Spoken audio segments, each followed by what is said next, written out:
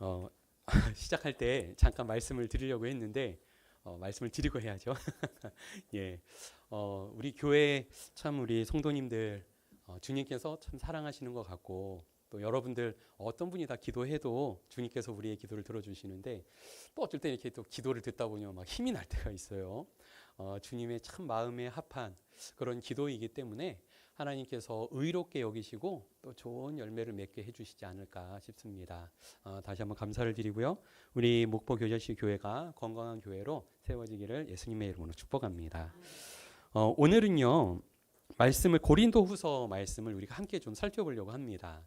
제가 주일 오후에는 여러분들이 조금 쉬울 줄 알고 주중에 새벽 예배 때 말씀을 전했던 내용 중에 들으신 내용이니까 그 내용을 다시 전하면 어렵지 않을 것 같아서 오후에 새벽에 드렸던 말씀을 한 번 더 쫙 풀어가지고 성도님들하고 좀 나누는 시간을 가졌습니다. 근데 그렇게 하다 보니까는요, 저는 계속 이제 말씀을 보면서 가고 있잖아요. 빼놓지 않고 제가 말씀을 다 읽고 앞뒤 본문을 연구하면서 말씀을 전하다 보니까 저는 쉬운 거예요. 저는 이 내용 앞에도 있었는데 뒤에도 이게 있고 막 이러다 보니까 저는 혼자서 조금 전해야 될 말씀이 많았던 것 같아요.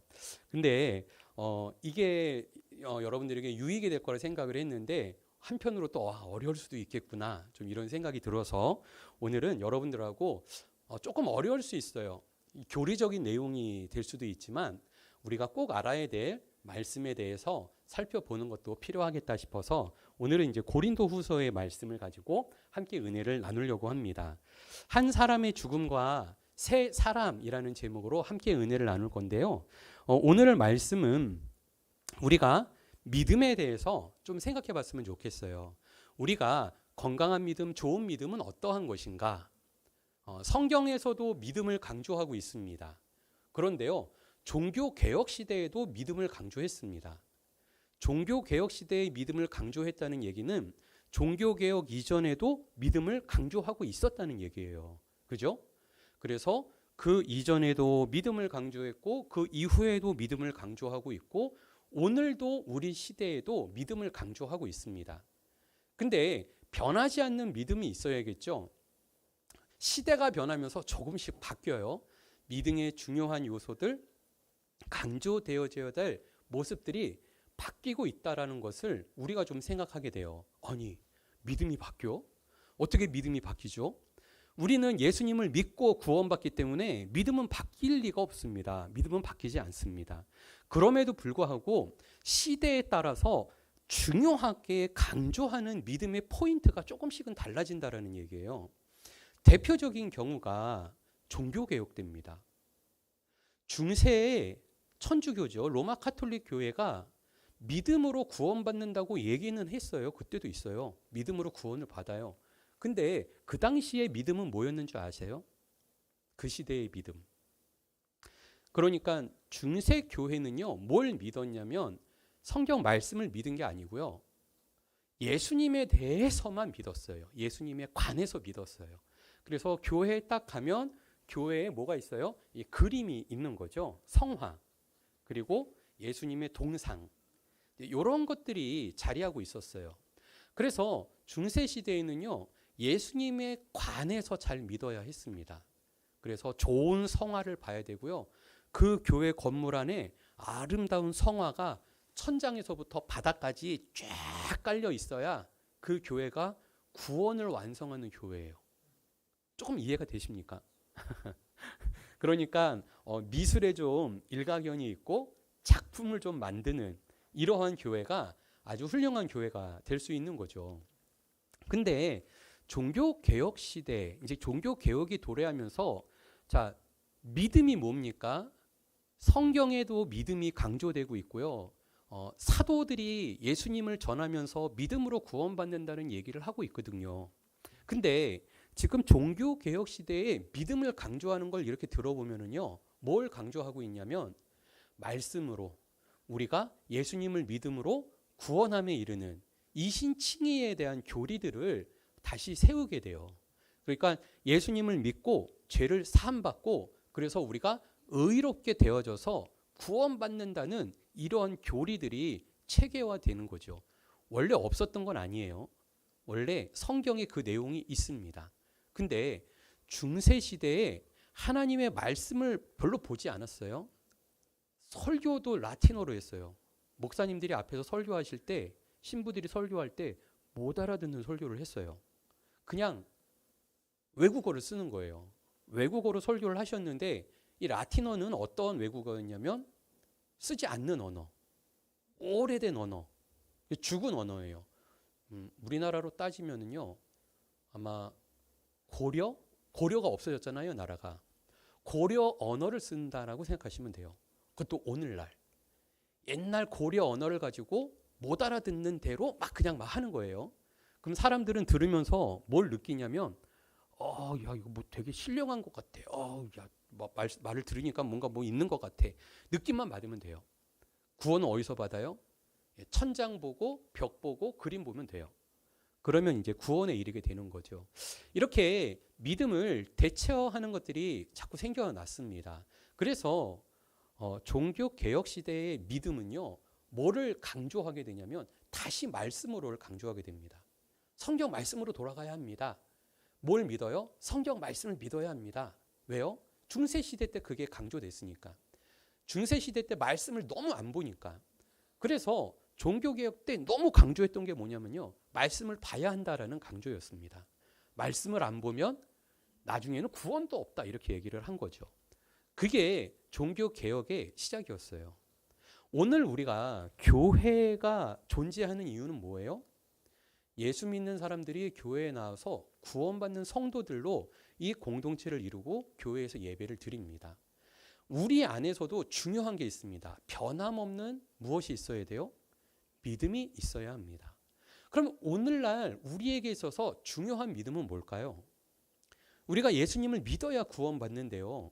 그 믿음이 무엇이냐는 거죠. 그래서 우리는 다시 어디로 돌아가야 돼요? 성경으로 돌아가자는 거예요. 예수님께로 돌아가자는 거예요. 그래서 오늘 본문의 말씀을 우리가 다시 한번 살펴보려고 합니다. 오늘 함께 읽으셨던 14절, 25절의 말씀에 보면 한 사람의 죽음과 한 사람의 속죄에 대해서 얘기를 하고 있습니다. 이거는 예수님 당시에 성도들에게 지금 복음을 전하고 있는데요. 그들에게 뭘 전했냐면 아예 창세 전에, 그러니까 창세기, 사람이 창조되었던 그 시점을 지금 본문에서 말씀하고 있는 거예요. 하나님께서 그리스도의 사랑으로 우리에게 베풀어 주셨는데 우리에게 이것을 전해 주십니다. 한 사람이 모든 사람을 대신하여 죽었으니 모든 사람이 죽은 것이라 라고 말씀을 합니다. 그래서 첫 번째 사람, 첫 번째 죄를 지은 아담과 하와에 대해서 우리가 먼저 생각해야 할 수 있다는 거예요. 한 사람이 죽음에 이릅니다. 뭐 때문에요? 선악과를 탁 따먹어서. 먹지 말아야 될 선악과를 먹었어요. 그걸 먹었더니 이제 죄가 보입니다. 남편에게도 그거를 줘요. 함께 그것을 먹었습니다. 그러면 먹고 바로 죽어야 되는데 바로 죽지는 않네요. 그리고는 이제 두 사람이 서로 벌거벗은 것을 보았고 부끄러운 것을 알았고 그래서 나뭇잎으로 숨기고 바위 뒤에 숨고 이러한 어려운 상황이 됐습니다. 그들에게 주님께서 찾아오셔서 그들을 불쌍히 여기셨다라는 거예요. 오늘도 새로 오신 성도님한테 이 내용을 전했어요. 뭐냐면 하나님께서 우리가 죄를 짓고 나면 그 죄 지은 사람 그대로 그냥 방치하나요? 하나님의 원래 목적과 의도는 뭐죠? 하나님께서 인간을 만들었는데 죄를 지었으니까 이제 다 사망에 이르고 심판에 이르고 이게 하나님의 목적이었냐는 거예요. 하나님이 사람을 창조하신 이유는 심판하시려고 창조한 겁니까? 죽이려고 창조한 겁니까? 그게 아니죠. 하나님의 의도가 있다는 것이에요. 그래서 하나님께서 어떻게 하시냐면 독생자를 이 땅에 보내주셔서 우리의 죄를 해결할 그 방법과 길을 우리에게 열어주시게 됩니다. 그게 바로 예수 그리스도이죠. 예수님을 이 땅에 보내주시고 그분의 죽으심과 그분의 부활을 듣고 믿고 따르는 성도들에게 예수님의 십자가의 피가 우리에게 흘러서 우리의 죄를 씻어주시는 하나님의 놀라운 능력과 하나님의 역사가 우리에게 찾아온다는 거예요. 그것이 오늘 한 사람의 죽음을 통해서 한 사람이 속죄함의 희생 제사 제물이 되므로 모든 사람들이 죄를 사함받을 수 있는 은혜의 길이 열렸다. 이것을 오늘 본문이 말씀하고 있습니다. 바로 예수 그리스도의 죽음이죠. 자, 주님께서 우리에게 열어놓으신 길, 바로 십자가의 은혜의 길입니다. 우리가 어떻게 믿음을 가져야 하는가? 자, 이것을 봐야 돼요. 하나님 아버지께서 우리를 그냥 방치하지 아니하신다. 하나님께서는 우리가 죄를 졌어요. 죄 지은 그 상태 그대로 두시고 죽을 때까지 그대로 두시고, 그래서 죄와 사망 가운데서 그냥 살다가 죽다가 그 이후에 세상에서도 그 죄로 말미암아서 영원한 형벌을 받도록 주님께서 방치하지 아니하신다는 거예요. 어떻게 하십니까? 주님의 아들 독생자를 보내주시고 그분을 바라보고 그분을 믿는 자에게는 죄를 용서해 주시는, 그리고 죄를 사해 주시는, 그래서 의롭게 되어지는 하나님의 그 은혜의 길, 은혜의 길을 우리에게 딱 만들어 주셨다는 거예요. 이것을 믿는 사람이 바로 구원의 믿음을 갖고 있는 거죠. 그죠? 이거는 뭐 계속 성경에서도 강조하신 거고, 아마 우리가 뭐 사형리 이런 거 들어보셨어도 나오는 내용일 거예요. 그래서 우리는 믿음이라는 것을 얘기할 때 예수님을 빼놓고 말할 수가 없습니다. 예수님을 믿고 우리가 죄를 사함받고 구원의 백성으로 인도함 받는 것입니다. 이것이 기본이에요. 옛날에도 그렇고요. 그리고 종교 개혁 때도 이건 바뀌지 않았어요. 오늘도 이거는 바뀌지 않습니다. 예수님의 십자가의 공로, 예수님의 보혈의 공로, 이 능력은 지금도 변함이 없는 것이죠. 그래서 16절, 오늘 말씀 16절은 이렇게 말씀을 합니다. 그러므로 우리가 이제부터는 어떤 사람도 무엇을 따라? 육신을 따라서 알지 아니하노라. 비록 우리가 그리스도도 육신을 따라서 알기 시작했어요. 근데 이제부터는 어떻게 해요? 육신으로 알지 않겠다. 이렇게 결정을 내립니다. 우리에게 믿음을 강조하고 믿음을 우리에게 드러낼 때 여기서 강조하는 게 있어요. 자, 우리 믿음은 무엇입니까? 육신을 따라서 처음에는 알게 됩니다. 근데 이제는요, 예수님의 십자가를 보고 은혜를 알게 돼서는 이제 육신으로 주님을 바라보고 육신으로 은혜 안에 거하는 것을 생각하지 않겠다라고 얘기를 해요. 당시에 교회가 세워지는, 이 초대교회 당시에 교회들이 세워질 때 이 교회가 어떻게 교회가 될 수 있어요? 어떻게 교회의 공동체로 들어와요? 예수님을 믿었기 때문입니다. 예수님을 믿었기 때문에 교회의 성도가 된 거고 교회의 공동체가 된 겁니다. 근데 많은 사람들이 예수님의 소식을 듣습니다. 예수님의 소식을 듣는데요. 어떤 소식을 듣냐면 예수님이 살아계셨을 때의 소식을 들어요. 그리고 예수님이 십자가에 달려 죽으신 내용을 듣습니다. 그죠? 그래서 무덤에 들어가신 내용도 듣습니다. 그리고 부활하신 내용도 들어요. 그렇죠? 자, 초대교회에서 강조되어졌던 것은 예수님의 생애를 전체를 다루게 돼요. 근데 예수님의 생애를 전체적으로 다루면 사복음서죠. 복음서에 보면은 무엇이 주로 강조되죠? 살아계신 사람이신 예수님이 강조됩니다. 육신의 예수님이 강조되어져요. 우리가 예수님을 믿고 구원받는 것은 육신으로 이 땅에 오신 예수님만 믿으면 구원받는 건가요? 근데 예수님은 공생애 때 예수님이 열심히 복음 전할 때도 계속 강조했던 게 뭐냐면요. 나는 사람이야. 나는 사람이야. 뭐 이거 알리고 다니신 거 아니에요. 그렇죠? 그럼 다 보면 아는데 뭐 사람인 줄. 예수님께서 사람의 몸을 입고 오셔서 사람으로서 복음을 전하셨거든요.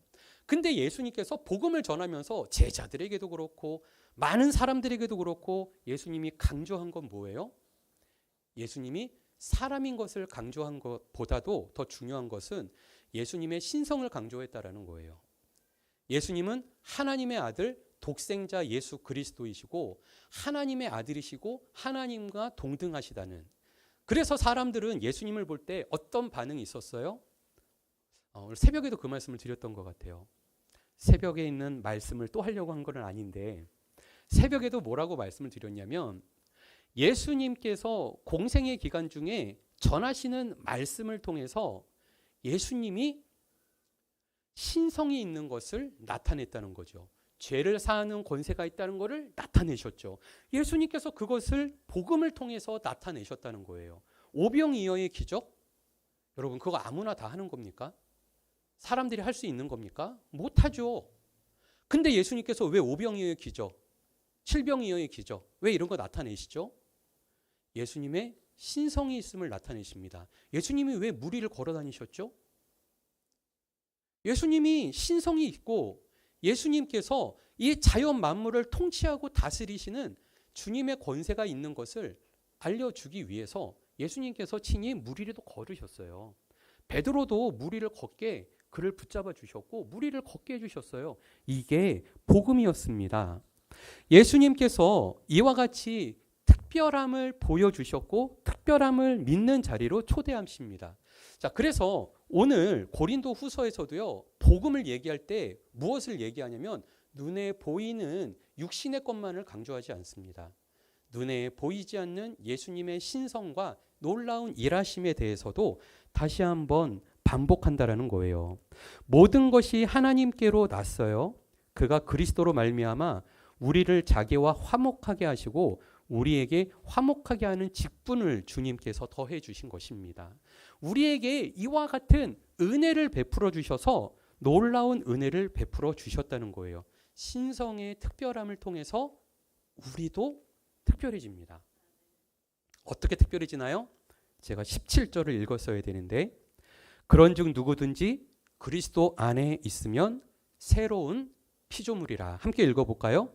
이전 것은 지나갔으니 보라 새 것이 되었도다. 아멘. 예수님께서는요, 복음으로 우리에게 뭘 전하시고 알려주시냐면 이전 것이 지나갔으니 보라 새 것이 되었다. 새 것이 되었도다. 이것을 복음으로 전하고 알려주었다라는 것입니다. 예수님의 복음은요, 이처럼 우리를 특별한 은혜 가운데로 인도하십니다. 이제 예수님은 우리에게 화목케 하시는 그 직분을 주셨고 그리스도의 교회로서 화목을 이루는 하나님의 사람들로 초대하십니다. 이게 초대 교회에서 강조했던 믿음입니다. 교회에서 강조했던 거는요, 예수님 믿으면 구원받아 이것만 얘기한 게 아니에요. 예수님에 대해서 이야기하게 되면은 십자가까지 얘기하고요, 죽으심과 부활도 얘기를 합니다. 당연하겠죠. 그 당시에 그것을 말씀하면서 무엇을 얘기해요? 예수님의 신성을 강조하게 되는 거예요. 그래서 이제 옛날의 육체의 것에 대해서 더 이상 머무르지 않고 이제는 복음 안에서 영원한 신성한 것들을 강조하게 되는 게 교회였습니다. 이게 복음이었습니다. 그리고 그들은 이제 보라 새 것이 되었도다 라고 고백하는 거예요. 믿음의 성도들은요, 새 것이 된 사람들입니다. 옛 것은 지나가고 새 것이 된 거예요. 누구 안에 있으면? 예수 그리스도 안에 있으면, 그죠? 새로운 피조물이 되어졌다라는 겁니다. 이미 초대교회에서도 이 믿음을 가지면은요, 이전 것은 지나가고 새 것이 되어지는, 그리고 예수님을 믿는데 육신의 예수님만 믿는 것이 아니라 육체와 영혼이, 그리고 신성을 가지고 계시는 예수님을 믿을 때 그 놀라운 은혜의 역사가 나타나게 됨을 강조합니다. 그 결과가 뭐냐면 화목이에요. 그 결과가 화목. 나와 내가 화목을 이룹니다. 나와 이웃이, 나와 가족이 화목을 이룹니다. 나와 교회가 화목을 이룹니다. 주님께서 이 일을 주님께서 이루어 가셔요. 내가 착해져 가지고 화목한 사람이 되는 것, 그게 아니고요. 주님이 그 믿음으로 살아난 성도들에게, 새 것이 된 성도들에게 화목을 이루는 일을 누가 하세요? 주님이 하세요. 이게 복음이었고 이게 믿음이었어요. 이게 초대교회에서 강조되어졌던 믿음. 그리고 중세교회도 그 믿음을 갖고 싶은 거예요. 믿음의 본질은 알아요? 믿으면 사람들이 이렇게 새 것이 돼요. 그리고 믿으면 이렇게 화목을 이루는 사람이 돼요. 왜요? 주님이 그 안에 함께 해주셔서 주님이 그 일을 하세요. 성령님이 그 일을 하게 도와주세요. 이제 이것이 공유가 되는 거예요. 그래서 중세교회가 그것을 이루고 싶은데, 자, 어떻게 해요? 믿음으로 이루어야 되는데 중세교회는 어떻게 믿습니까? 믿음의 방향이 말씀이 아니라 말씀을 대처하는 것들로 그 위치가 바뀌었잖아요. 그러다 보니까 예수님 동상, 아니면은 이렇게 이렇게 그림, 성화, 그리고 그 성자라고 하는 사람들이 있어요. 그 사람들이 가지고 있었던 그 물건들이 있어요.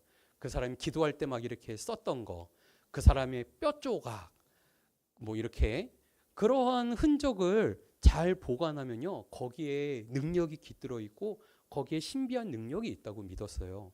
이게 천주교 당시의 문제였죠. 천주교가 그래서 예수님을 믿어야 된다, 다시 한번 개혁해야 한다라고 강조했고, 우리 개신교는 예수님을 믿는데 말씀으로 돌아가야 한다 하고서는 믿음을 바르게 세웠던 것이 오늘 우리 교회입니다. 교회가 무엇을 믿는가? 예수님을 믿는 거예요. 예수님의 말씀을 믿는 거예요. 그리고 예수님의 말씀이 초대교회에서도 역사하셨고 역사 이래로 계속 함께하고 계셨고 오늘도 우리와 함께하고 계신다는 것을 말씀을 통해 믿는 겁니다. 그래서 말씀이 기본이고 말씀이 기초가 되는 거예요. 그래서 자꾸 말씀을 우리가 봅니다. 근데요, 저는 이 말씀을 전하면서 저 혼자도 좀 고민이 돼요. 이거 근데 쉽지 않구나. 왜냐하면 사람을 볼 때 우리는 어떻게 봐요? 그냥 우리 눈에 보이는 사람을 봐요. 눈에 보이지 않는 걸 자꾸 따지고 그러지 않거든요. 근데 예수님을 보면은요, 눈에 보이는 예수님이 계시는데 그 눈에 보이는 예수님도 성경에서밖에 안 보여요. 우리가 직접 볼 수도 없고. 성경으로 보이는데요, 성경에다가는 예수님이 살아계셨을 때 그 특별했던 거를 막 성경에다가 기록해 놓는단 말이에요. 바울 사도가 이 성경에다가 예수님을 믿는 거는 이렇게 특별한 거예요 하고 자꾸 그 특별한 거를 담아놨어요. 그게 계시예요. 특별한 걸 담아놓은 거예요. 보이지 않는 걸 보이게 써서 담아서 기록해놨어요. 그래서 성경을 읽으면은요, 그게 보여요. 그게 드러나고 있기 때문에. 그래서 계시의 말씀 열어서 보여주신다고 말씀하는 거죠. 이제 말씀을 맺겠습니다. 우리는 예수님을 믿고 화목하게 하시는 그 주님 안에서요, 우리가 화목을 이루는 것이 이제 열매로 나타나게 된다라는 거예요. 그러니까 우리 성도들은 뭘 기도해야 될까요? 주님이 우리와 함께 해 주십시오. 주님 안에서 우리가 참된 믿음과 신앙으로 든든히 서게 해 주십시오. 그러면은 주님이 나와 함께 해 주셔서, 성령님이 나와 함께 해 주셔서 어떤 일을 이루신다고요? 화목을 이루는 일을 해 주신대요. 여러분들의 가정 안에서요, 화목을 이루는 일에 마음이 쓰여야 돼요. 우리 아버지들, 우리 어머니들, 우리 아이들에게, 그리고 사랑하는 가족에게 마음을 써야 돼요. 예수님을 믿기는 믿습니다. 근데 믿고 나서 그냥 끝나면 안 된다는 거죠. 저도 기도합니다. 나의 믿음이 더 성숙되어졌으면, 예수님을 닮아갔으면, 그래서 무엇이 돼야 돼요? 화목을 이루는데 또 쓰임 받아야 돼요. 주님이 그것을 하신대요. 내 안에서 일하신대요. 그러면 내가 어떻게 해야겠어요? 기도해야죠. 주님, 내 안에서 일해 주십시오. 내 안에서 화목을 이루는 하나님의 사람이 되게 해 주십시오. 근데 그 화목을 어떻게 이룹니까? 주 안에서 화목을 이루어가는 거예요. 믿음과 신앙으로 화목을 이루어가는 거예요. 저와 여러분의 삶에 이러한 열매가 있기를 간절히 소원합니다. 우리는 중요한 결정을 내릴 때, 다시 한번 말씀드릴게요. 믿음이 있는 사람, 중요한 결정을 내릴 때 어떻게 결정을 내려야겠습니까? 예수님께 기도하는 거죠. 예수님께 기도하고 말씀을 묵상하고 우리가 결정할 수 있습니다. 주님께 기도해야 합니다. 이게 성도의 자연스러운 모습이라는 거예요. 믿음이 있는 성도는 주님께 기도해야 합니다. 또한 우리는 좋은 결단이 우리의 삶 안에 있어야 돼요. 그냥 예수님 믿어, 그냥 끝, 이러시면 안 돼요. 더 나아가서 우리가 선한 결단이 우리 안에 있어야 합니다. 예수님을 단순한 인간으로 따르는 게 아니에요. 우리는 예수님을 어떻게 믿고 따라요? 하나님의 아들, 독생자 예수 그리스도, 신성을 가지고 계신 예수님. 그래서 그 예수님이라면 오늘 내가 서 있는 이 자리에서 어떻게 하실까? 예수님이라면 자, 신이신 예수님이 이 땅에 오셨어요. 그래서 이 땅에서 죽을 때까지 사셨어요. 그죠?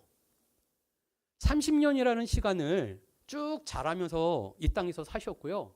공생의 기간을 3년의 기간을 우리처럼 똑같이 사셨습니다. 그리고 예수님께서는 뭘 보여주셨냐면 하나님의 사람이 이 땅에서 제대로 살아갈 수 있고 은혜 받고 살 수 있고 하나님의 은혜와 능력을 나타내고 전하고 살 수 있는 삶의 표본이 되셨어요. 예수님이. 그렇게 평생을 사셨어요.